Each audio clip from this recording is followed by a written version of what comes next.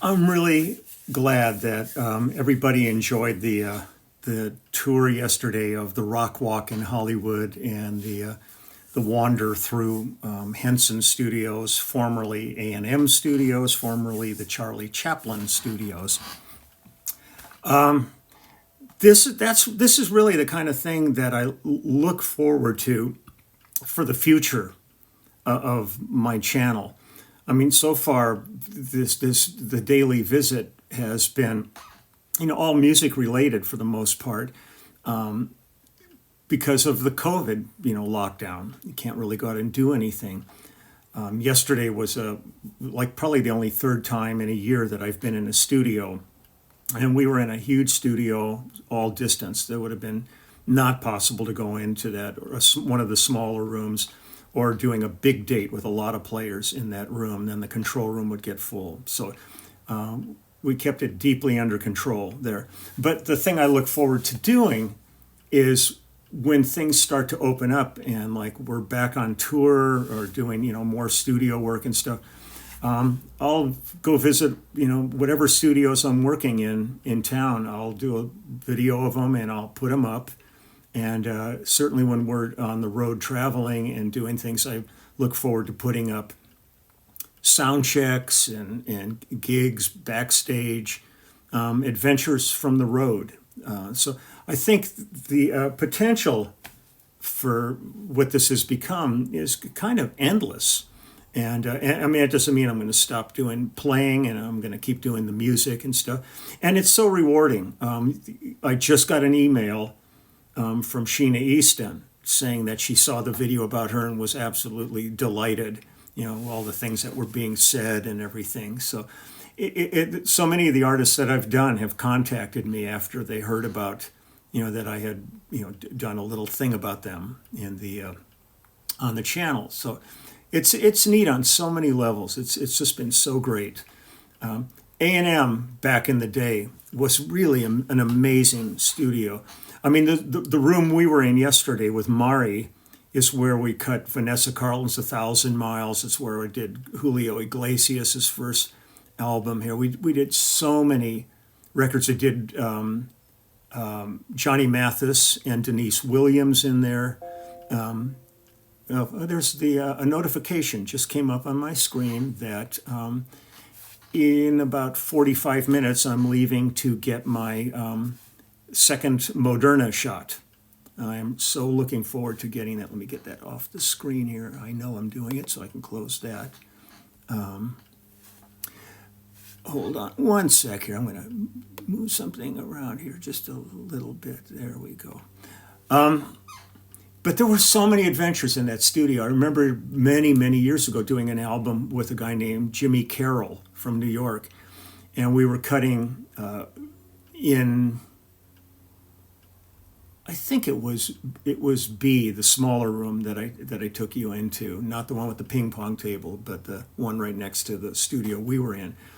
And one of the songs, they decided they wanted to have like ambience, like city ambience, and we ended up out there in that parking lot in front that I showed you that said was usually packed with cars. So we were there about midnight. There weren't many cars.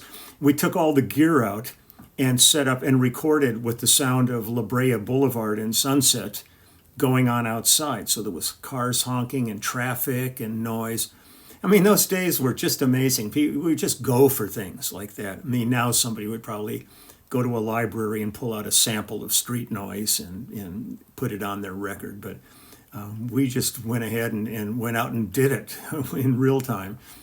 And I remember we did a bunch of Paul Williams's records. Actually, I think it was in that same room, B, was where I first met Craig Durgee doing Tom Jans and Mimi Farina, and brought him into the James Taylor group when Carole King left. But we were doing one of Paul Williams's albums in that room.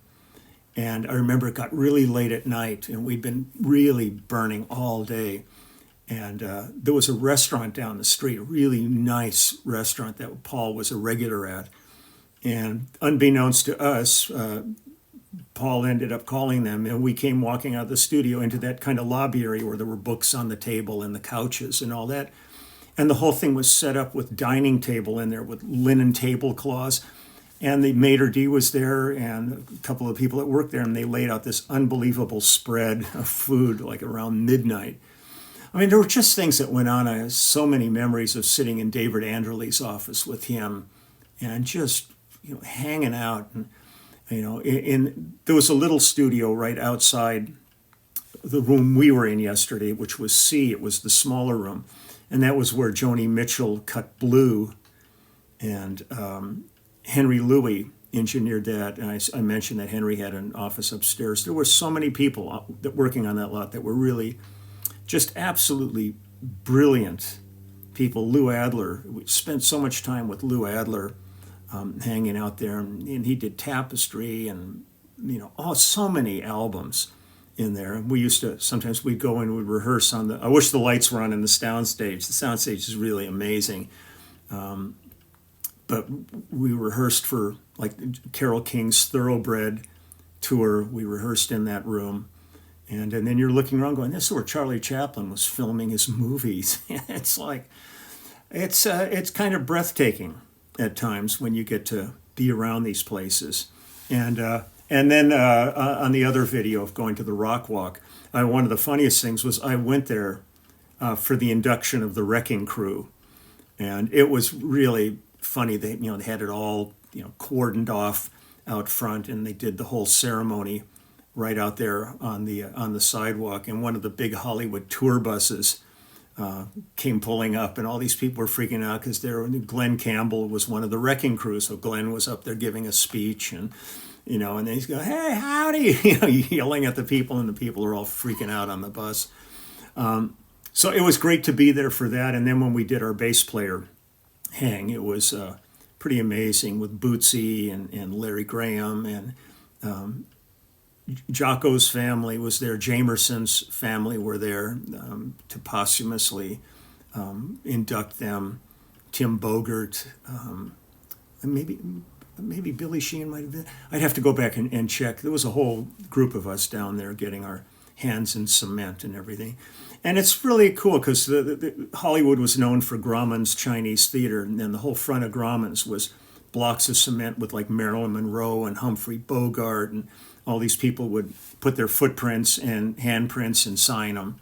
And people would walk around, just looking at all of them. It was even funny in Blazing Saddles when Harvey Korman goes up to John Wayne's block in there and puts his feet and goes, "He had such little feet." It's like, it's amazing, the history in this town and stuff. So it's really kind of cool to be in there with all that. And I remember going to a bunch of the stars in Hollywood on the sidewalks, and going down when Clint Black got his and being with him, and when Al Schmidt got his in front of Capitol Records and stuff.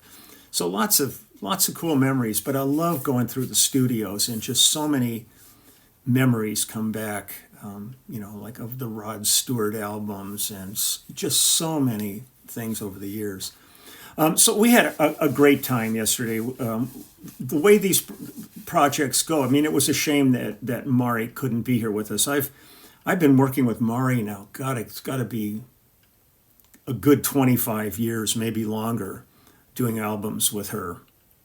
And she's just like an amazing artist. The depth of her concepts and the way she arranges and does stuff is really, really something quite special. And she's still an enormous musical force in Japan. And if you go check out any of her videos, she's really a great performer, really does just amazing, beautiful concerts. And to have worked with people like Mari and Yumi Matsutoya and Takuro Yoshida and just Iruka and just countless Japanese artists over the year. But what we had yesterday was Mari sent us, or she sent Bill Drescher, who engineered this and produces with her the tracks that they wanted to do, and then Greg and I went in and we replaced the bass and the synth, the bass and the drums that were on there, that were the programmed things that were just sort of like guide ideas for it. And then what'll happen is this will all go back to Japan to her.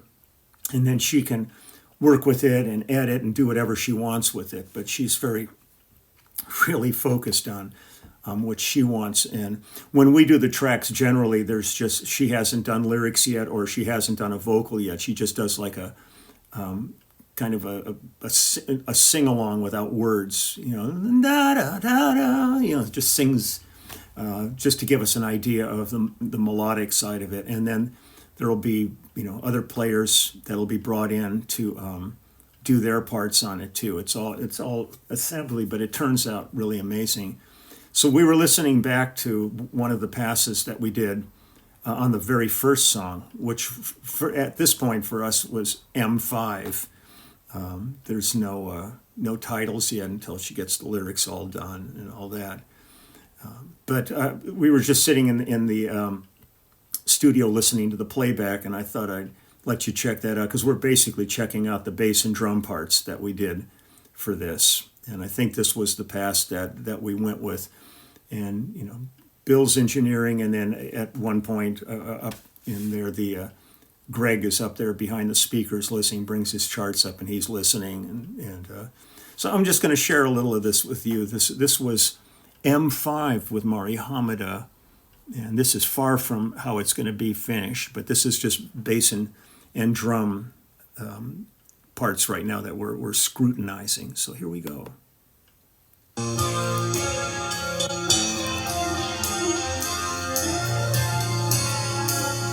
That's Bill.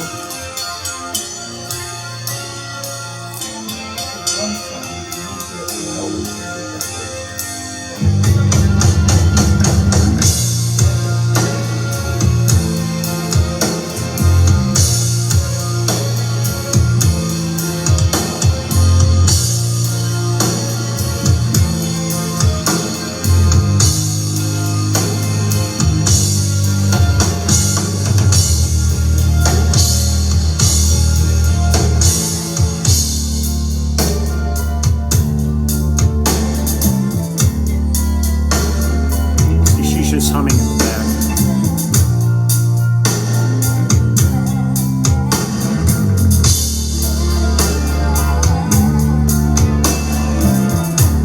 Hi, Bill. He's such a great engineer.